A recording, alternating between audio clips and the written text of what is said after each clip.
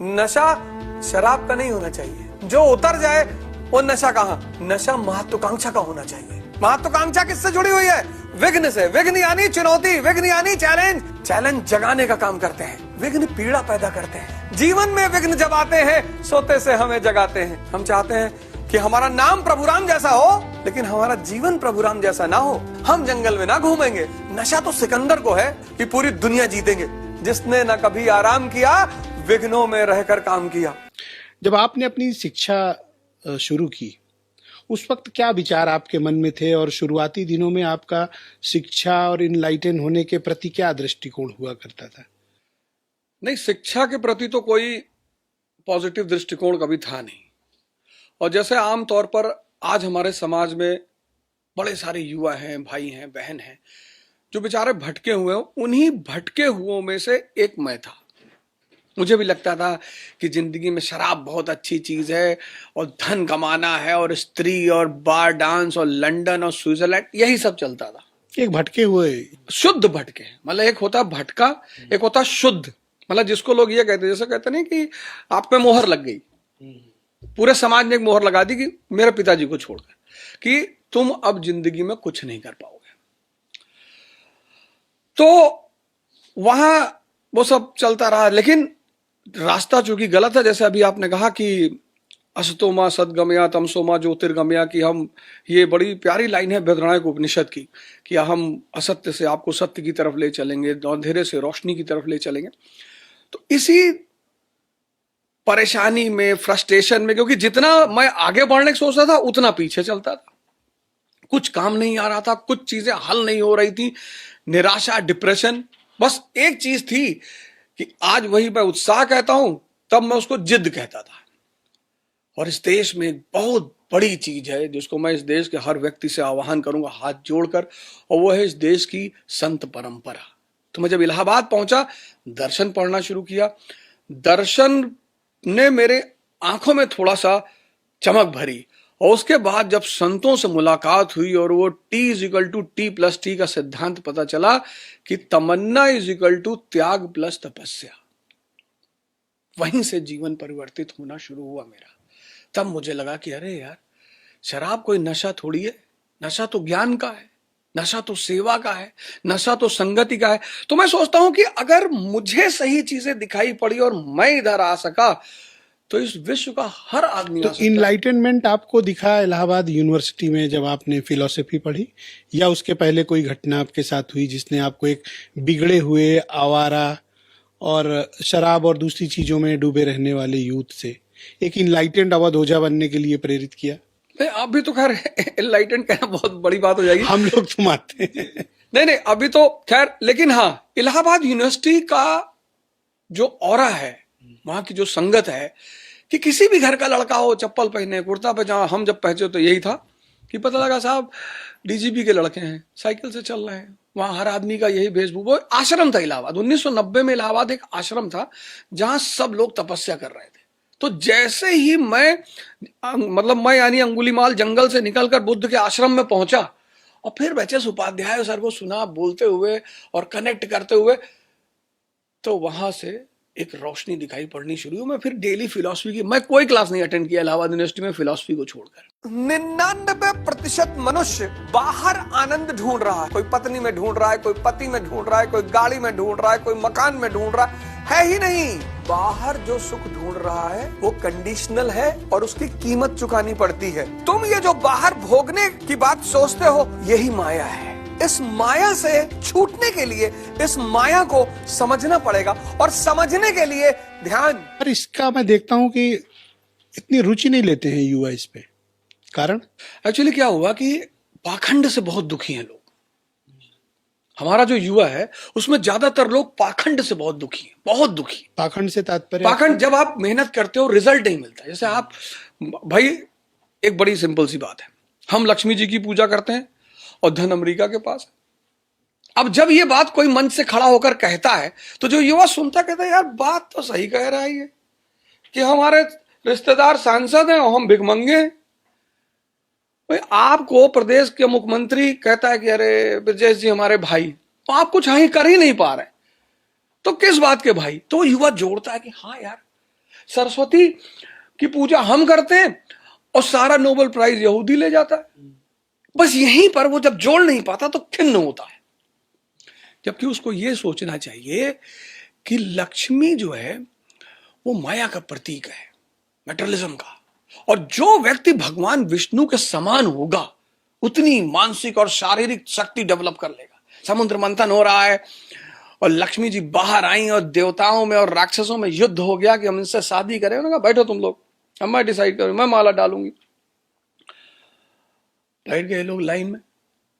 देखा उन्होंने सागर में एक आदमी लेटा हो, तो उन्होंने पूछा इन लोगों से कि वो कौन है? बोले विष्णु जी हैं। बोले उनको पता है मैं निकली हूं बाहर? बोले हाँ पता है।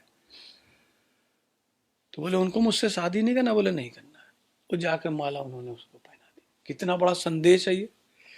आज का यहाँ 22 साल का युवा रो रहा है, सर माई गर्लफ्रेंड मुझसे बात नहीं कर रही, सुसाइड कर रहा है। स्त्री ने बात नहीं किया, सुसाइड कर रहा है।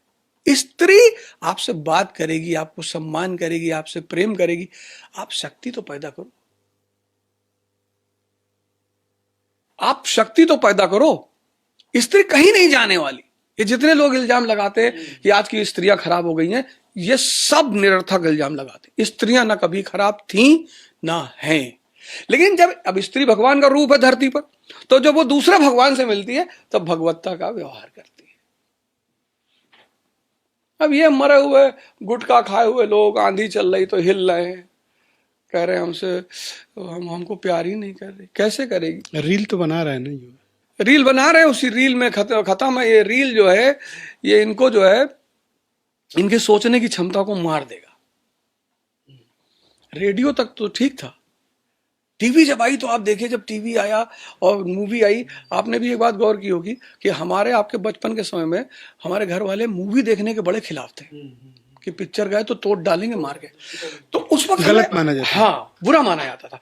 आज माँ बाप पीवीआर में जाना एक सोशल स्टेटस है, जबकि हमारे माँ बाप भले उतना नहीं पढ़े थे, समझदार बहुत थे कि जब लड़का स्क्रीन पर देखना शुरू कर देगा और सब कुछ आनंद उसको स्क्रीन पे मिलेगा तो उसके जो मनन करने की क्षमता वो खत्म हो जाएगी। पर आज का युवा तो रील बना रहा है ना, तो या तो नाच रहा है कमरे में म्यूजिक लगा के, या डायलॉग बना रहा है, या खुद को हीरो या एक्ट्रेस की तरह पेश कर रहा है।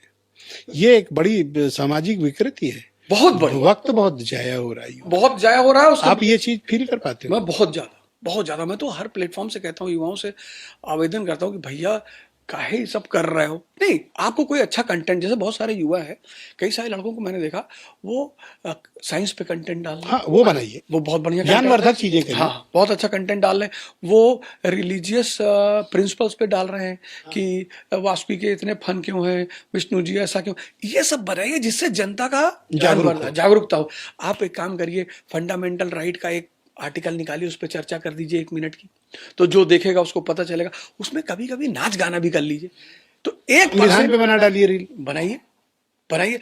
एक आईपीसी डिफाइन कर दीजिए, सीआरपीसी डिफाइन कर दीजिए। बिल्कुल विधानसभा कैसे चलती है, लोकसभा कैसे चलती है, ये डिफाइन करिए।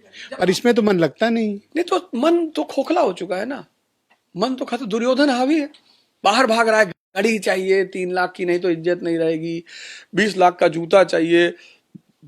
अभी मुझसे एक साहब, जब मैं आ रहा था यहाँ प्रोग्राम के लिए, तो कहे ऐसे जाएंगे लोअर वोअर पहन के।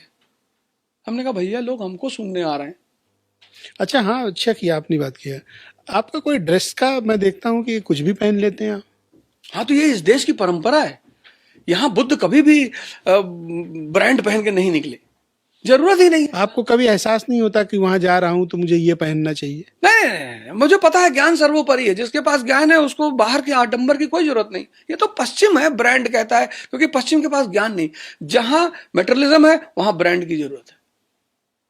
जैसे आप कंपनी की मीटिंग में जा रहे हैं तब तो जरूरी है। अब आप जैसे प्रधानमंत्री जी का प्रोग्राम ले रहे हैं तो आपके लिए जरूरी है, प्रोटोकॉल है। लेकिन जो आदमी शिक्षक है, आपका कोई प्रोटोकॉल नहीं है।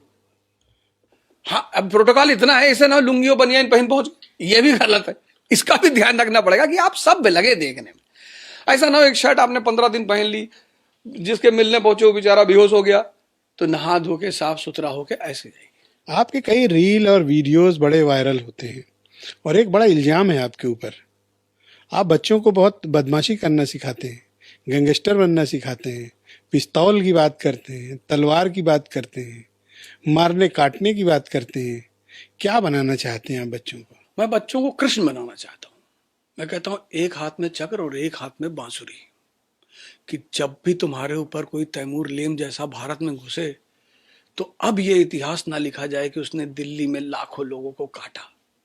अब कोई महमूद गजनी इस देश में घुसकर पंजाब से सोमनाथ तक ना लूटे। अब कोई नादिर शाह आकर भारत के शासक को मुर्गा ना बनाए पानीपत के मैदान में। मैं ये चाहता हूँ। अच्छा, मुर्गा बनाया? मुर्गा बनाया मोहम्मद सारंगीला को। वो दिन भर दरबार में मुर्गा लड़ाता था। आया, उसने देखा राजाओं का ये काम थोड़ी है। उसको पता चला, उसने मुर्गा बना दिया मोहम्मद सारंगीला। मारो उसको दो तमाचा खींच के।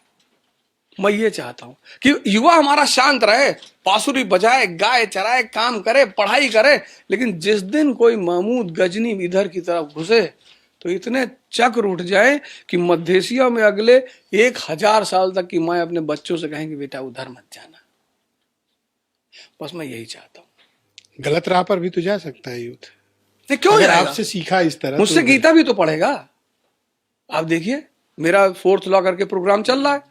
तो वही वाली बात है, जब 1942 का आंदोलन चला और गांधी जी ने नारा दिया करो या मरो, तो अंग्रेजों ने कहा करो मतलब कि हिंसा। गांधी जी ने कहा नहीं, मैंने 22 साल अहिंसा सिखाया है। असहयोग आंदोलन 1920, सविनय अवज्ञा 1930, व्यक्तिगत सत्याग्रह 1941।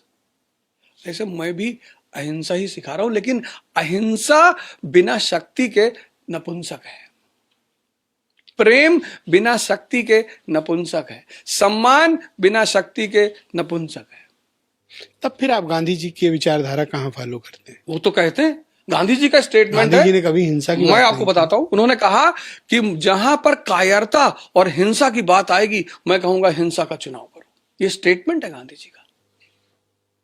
कायरता, उन्होंने कहा जहां कायरता और हिंसा की बात आएगी, मैं कहूंगा हिंसा का चुनाव करो। लेकिन सारी जिंदगी तो उन्होंने अहिंसा का सिद्धांत प्रतिपादित किया। बिल्कुल, क्या उसकी बात है, क्योंकि अहिंसा एक बहुत बड़ी शक्ति है। सत्याग्रह दोनों साथ में चला उनका, सत्याग्रह। आप किसके अनुयायी हो, भगत सिंह के, बाबा साहब अम्बेडकर के, या गांधी जी के? मेरा प्रेम इन तीनों आदमी से है। मैं अनुनायी किसी का नहीं हूं। तीनों में अनुनायी से तो अगर मैं, एक कहूं चुनने को तो किसको चुनूंगा? तब तो मैं डॉक्टर अंबेडकर चुनूंगा किसी भी कीमत पे। गांधी जी नहीं? नहीं नहीं नहीं, नहीं। उसकी वजह मैं बताऊं क्यों मैं अंबेडकर डॉक्टर को क्यों चुनूंगा।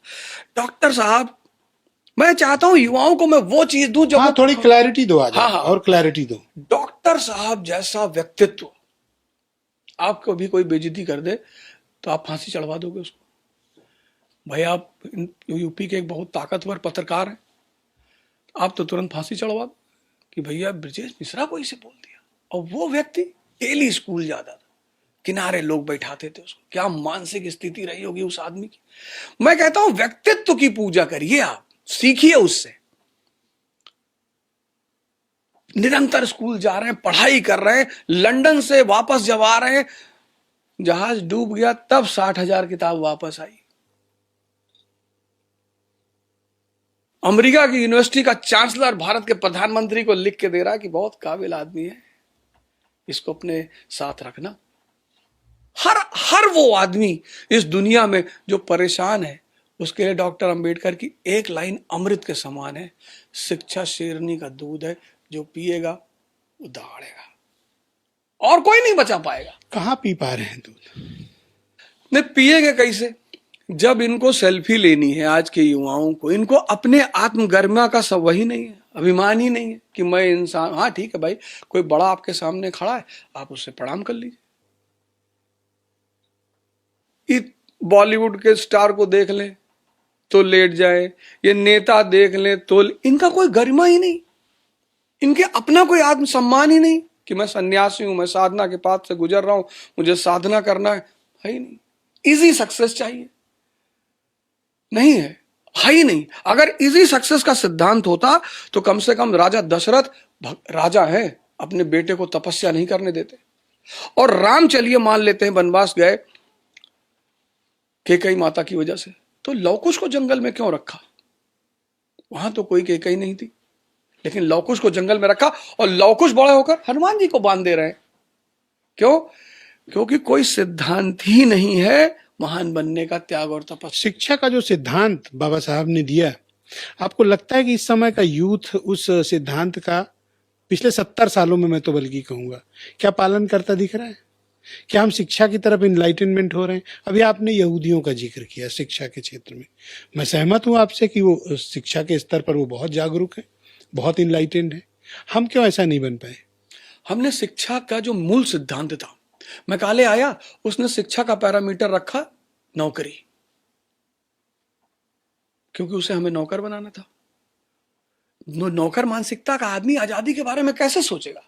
इसी उद्देश्य को लेकर वो आया था कि भारतीयों को सर्विस दो, पढ़ाओ सर्विस देने के लिए। जब एजुकेशन नौकरी के लिए की जाएगी, वो संस्कृति, वो समाज, वो देश कभी महान बन ही नहीं पाएगा, क्योंकि नौकर मानसिकता का आदमी बड़ा कैसे सोच सकता है? यहूदियों को क्या है? E is equal to E, education is equal to enlightenment. शिक्षा यानी मन को जागृत करना है, जिंदा करना है, और एक जिंदा मन नौकरी भी कर सकता है, कोई बात नहीं, अच्छी बात है। एक जिंदा मन नौकरी कर सकता है, वो अच्छा व्यापारी बन सकता है, वो अच्छा अधिकारी बन सकता है, वो अच्छा आईएएस बन सकता है, मंत्री बन सकता है। तो जो शिक्षा का बेसिक पैरामीटर है, परसेंटेज, अभी आप देखो कोटा में कितनी आत्महत्या करते हैं। हाँ, बहुत दुखद है वो तो। है? क्यों? क्योंकि माँ बाप प्रेशर डालते हैं। और माँ बाप बेचारे क्यों डालते हैं? समाज में चारों तरफ वही हो रहा है। अब वो छोटे, आपके लखनऊ में 3 महीना पहले एक लड़के ने उसकी माँ ने उसको सुबह 3 बजे उठाया, एग्जाम था, और उसकी माँ ने उठाया, वो बेचारा उठा, उसने कागज में लिखा सॉरी मम्मा, फांसी लगा के मर गया। लेकिन आप यहूदियों का इतिहास देखें तो बहुत दुख, तकलीफ और संघर्ष से भरा हुआ है। एक ऐसी कौम जिसके पास अपना देश तक नहीं था, अपनी जमीन तक नहीं थी, उस कौम ने कैसे इतनी तरक्की कर ली? हाँ, उस कौम को एक बात समझ में आ गई कि जितना, उदाहरण के साथ बताएंगे, जितना कष्ट मिलेगा उतनी अंदर से ताकत पैदा होगी। आप देखिए, कई बार आप वीडियो देखते होंगे कि उत्तराखंड में माइनस टेम्परेचर में एक योगी ने स्नान किया। ताकत ही तो है अंदर। 1787 में अमेरिका पैदा हुआ। 1787 में, 1789 में फ्रांस की क्रांति हो गई, पूरे यूरोप में आग लग गई। जब आग लग गई तो यहूदी तो बिजनेसमैन है, ये भागे अमेरिका की तरफ, सेटल हुए, अमेरिका में पहुंचे। इन्होंने वहां पे औद्योगिक क्रांति को बढ़ावा दिया, इंडस्ट्रियल रेवोल्यूशन, क्योंकि 1750 में हो चुका था। 1850 तक पहुंचते पहुंचते अमेरिका एक आर्थिक ताकत। 1853 में अमेरिका ने जापान को अपना उपनिवेश बना लिया। पहली बार जापान गुलाम बना। जब पहली बार जापान गुलाम बना। और 1914 का जब पहला विश्व युद्ध हुआ, चारों तरफ फंड देने वाले यहूदी। 1926 में अमेरिका ने सबसे पहले दान बांटना शुरू किया। 1945 तक अमेरिका, यहूदी पूरी दुनिया की एक आर्थिक ताकत, स्टेप बाय स्टेप काम किया उन्होंने। पहले अपने आप को सामाजिक ताकत बनाया, आर्थिक ताकत बनाया। आज दुनिया में 3 यहूदी भगवान के समान माने जाते हैं, एक आइंस्टीन, एक कार्ल मार्क्स, एक सिगमंड फ्रॉइड। सिगमंड फ्रॉइड ने यहूदियों को बताया कि तुम्हारे पास एक बड़ी करामती चीज है, मन। अगर तुम उसे समझ गए तो उस शक्ति का तुम उपयोग कर ले जाओगे। कार्ल मार्क्स ने कहा, साम्यवाद, पूंजीपतियों से कहा कि ज्यादा शोषण मत करो, नहीं तो ये एक हो जाएंगे। शोषण एकता का आधार है। शोषण करो, बीच बीच में ब्रेड मक्खन भी खिलाते रहो, हफ्ते में 1 दिन छुट्टी भी दे दो। लेकिन आप पश्चिम से बहुत असहमत कई बार मुझे दिखते हैं। लेकिन एक विरोधाभास ये है कि आप उदाहरण और बनने के लिए उन्हीं के जैसा प्रेरित करते हैं। जैसे कि मैंने नेपोलियन वाला आपका एक वीडियो देखा। आप पश्चिम की आलोचना तो करते हैं, लेकिन पश्चिम के विचारों को यहाँ के युवाओं तक पहुंचाना भी चाहते हैं। मैं चाहता हूं कि बुद्ध और आइंस्टीन का समागम हो जाए भारत में। हमारा जो युवा है वो अंदर से आध्यात्मिक और बाहर से भौतिकवादी। सोचिए आप, कितना महान देश बनेगा ये,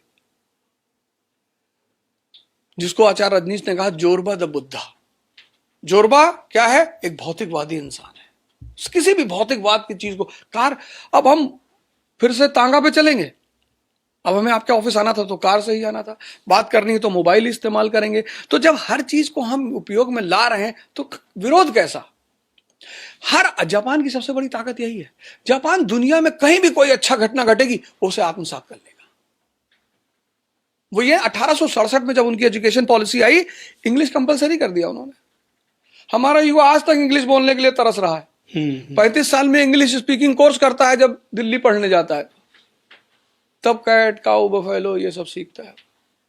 तो मैं ये चाहता हूं, ब्लेंड ऑफ स्पिरिचुअलिज्म और मटेरियलिज्म। स्त्री को जो भी सम्मान देगा, जो परिवार, जो समाज, जो राष्ट्र, उसके उत्थान को कोई रोक ही नहीं सकता, क्योंकि स्त्री सृजन की शक्ति है। सबसे ज्यादा जो व्यक्ति का मन केंद्रित होता है वो काम क्रीड़ा में होता है, सबसे ज्यादा। उतनी जल्दी मन को एकाग्र करने का कोई और माध्यम है ही नहीं। जिसकी शादी तय होती है वो इसी चीज पे चर्चा करता है, हनीमून पे कहां जाओगे, हनीमून पे कहां जाओगे। जो भी स्त्री को भोग की वस्तु समझेगा, स्त्री पलट कर उसे भोगेगी। पत्नी भी चैतन्य का संबंध अगर हो जाए, हमेशा चलेगा। आज आप देखो डाइवोर्स की संख्या बढ़ गई, क्यों? क्योंकि अब विवाह सिर्फ शरीर पर आकर रुक गया है। 1% मोटिवेशन और 99% मेहनत का सिद्धांत अपना लीजिए, कोई रास्ता है नहीं। जिस दिन 3 बजे सुबह उठना आनंद बन जाए, और बनेगा। पहले दिन कष्ट है, दूसरे दिन कष्ट है, तीसरे दिन कष्ट है, 30 दिन कष्ट, 31वें दिन 3 बजे उठना आनंद। जो युवा कष्ट को आनंद बना ले जाएगा, वो नरेंद्र मोदी बन जाएगा, वो मुलायम सिंह यादव बन जाएगा, वो मायावती जी बन जाएगा, वो ये सब सामान्य घर के लोग, वो ब्रजेश मिश्रा भी बन जाएगा। आपने कितनी बड़ी दूरी तय की है, आप बताइए। आप तो इसके श्रेष्ठतम एग्जाम्पल है। आपने भी कितनी लड़ाइयां लड़ी, कितना संघर्ष लड़ा, कितना दंश झेला, झंझावात, साइक्लोन, और आप बैठे रहते हैं ऐसे। तो आपने भी तो कष्ट को आनंद बना लिया। बस वही सिद्धांत है, और कोई है नहीं। तो मोटिवेशन आप सुनिए 1%, जो आपको अच्छा लगे, जो व्यक्ति आपको, ऐसा नहीं मेरा सुनिए, आपको जो अच्छा लगे आप उसको दिन में एक बार सुन लिया करिए। जैसे कई सारे शिवानी दीदी हैं, क्या आप बोलती हैं, वो शानदार, और वो पर्सनली वैसी हैं जैसे वो दिखाई पड़ती हैं। शिवानी दीदी हैं। आप जो है प्रेमानंद महाराज को सुन लीजिए। हम तो आपसे कहेंगे, तो अद्भुत। हाँ, हम तो आपसे कहेंगे एक शो आप उनके साथ करिए। आपके साथ चलिए जी, बिल्कुल, और आपके साथ चलिए। हाँ, एक शो आप उनके साथ करिए। तो प्रेमानंद महाराज जी को एक दिन में एक बार सुन लीजिए। तो मैं कहूंगा इन लोगों को सुनिए जरूर, क्योंकि ये सब जागृत व्यक्ति हैं, ये सब नेक्स्ट लेवल लोग हैं, ये सामान्य लोग नहीं है। ये सिर्फ मोटिवेशन का काम नहीं करते, ये आपको सूत्र भी बीच बीच में बताते रहेंगे। तो शिवानी दीदी को सुन लीजिए, पंडित श्री रविशंकर जी को सुन लीजिए, वो आचार्य प्रशांत जी हैं, बड़ा जबरदस्त, मतलब मैं तो बड़ा उनसे खुश रहता हूं। तो इन कुछ ऐसे हैवी वेट लोगों को सुनिए जो अपने अंदर में गहराई रखते हैं। और फिर 1% मोटिवेशन और 99% मेहनत, खड़े होके पढ़िए। जहां आपका मन कहे, स्त्री की याद आए, खड़े हो जाए। जहां कष्ट वहां मन कंट्रोल, यही फायदे। बहुत युवा हमसे कहते हैं सर मन नहीं कंट्रोल हो रहा। एक पैर पे खड़े हो जाइए, कंट्रोल ना हो तो बताइए, भूखे रह के पढ़िए, मन कहीं भागेगा ही नहीं। जो आप बनारस जाते हैं घाटों पे तो देखते हैं बाबा कांटे पे लेटा हुआ है, वो जादू नहीं दिखा रहा है, उसको सिद्धांत पता आ गया है, क्योंकि वो सुमरन कर रहा है और मन भाग रहा है। तो उस मन को रोकने के लिए वो कांटे पे लेटा हुआ, शरीर मन से कह रहा आप भागो, नहीं भाग सकता। बस यही इस देश के युवा से कहना चाहेंगे। आपका बहुत बहुत धन्यवाद, आपने अपना बहुत कीमती वक्त निकाला, और इस कार्यक्रम में आपने कई ऐसी बातें भी बोली हैं जिसमें आपको कुछ गालियां भी पड़ेंगी यार। बिल्कुल बिल्कुल। और बहनों भाइयों, आप सबका भी धन्यवाद। और अगले एपिसोड में किसी और ऐसी शख्सियत के साथ आपको रूबरू कराएंगे जिन्होंने समाज को बदला है, देश को बदलने का प्रयास किया है, और सबसे महत्वपूर्ण बात, भारत की वर्तमान और आने वाली पीढ़ी को अच्छा हिंदुस्तान देने की पहल की है। आप सबका बहुत शुक्रिया, धन्यवाद, नमस्कार।